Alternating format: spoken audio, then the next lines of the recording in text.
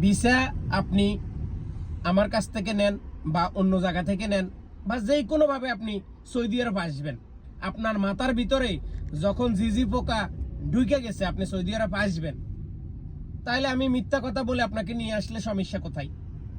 সবাই তো মিথ্যা কথা বলে। বাংলাদেশে কেডা আবার সত্যি কথা বলে ভিসা বিক্রি করে? আমি তো দেখি না।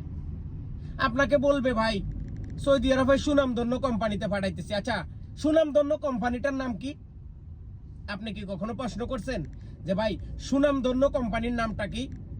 সুনামধন্য কোম্পানির নামটা হয়েছে কুল্লু মাদাসুদ।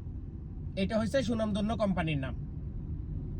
এখন অনেকেই বলতে পারেন ভাই এরকম কথা বলেন কেন? ভাই আমার কথা এরকম, সৌদি আরবে আপনি যদি দালালের 5 লক্ষ টাকা দিয়ে আসতে পারেন, তো আপনি চাকরির জন্য 1000 রিয়াল সৌদি আরবের বা বাংলাদেশের 50,000 টাকা কেন খরচ করতে পারবেন না?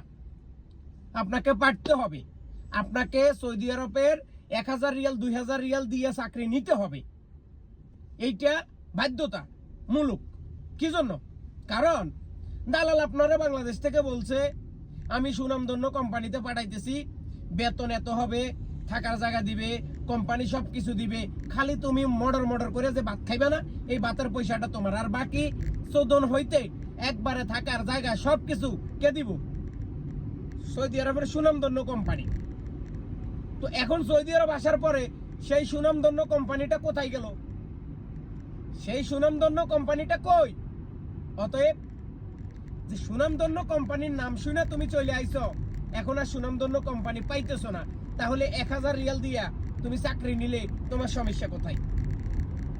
যখন আমরা বলি দালালের বিরুদ্ধে মামলা দাও, দালালের বিপক্ষে কথা বলো, দালালকে মামলা দিয়ে অ্যারেস্ট করাও, তারপরে যাই যে ট্রাভেলস থেকে আসছো সেই ট্রাভেলসে মামলা করো, সেই ট্রাভেলসের বিরুদ্ধে অ্যাকশন নাও, তখন তোমরা ভাই আমি পারবো না, ভাই আমি কি এখানে চাকরি ঝগড়া করার জন্য আসছি, ভাই আমি কি এখানে মামলা করার জন্য আসছি, ভাই আমি এখানে কার সাথে ঝগড়া করব, কার নামে মামলা দেব, আমার বাড়িতে বউ আছে, আমার বাড়িতে বাচ্চা আছে, আমার বাড়িতে ফ্যামিলি আছে, এই কথাগুলো কিন্তু তোমরাই বলো।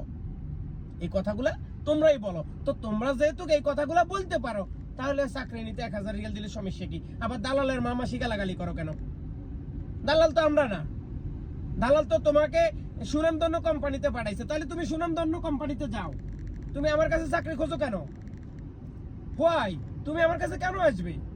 তোমাকে তো আমি ডাকতেছি না, তোমাকে তো আমি জোর করতেছি না, তোমাকে তো আমি বলতেছি না আমার কাছে আসতে হবে, চাকরি নিতে হবে।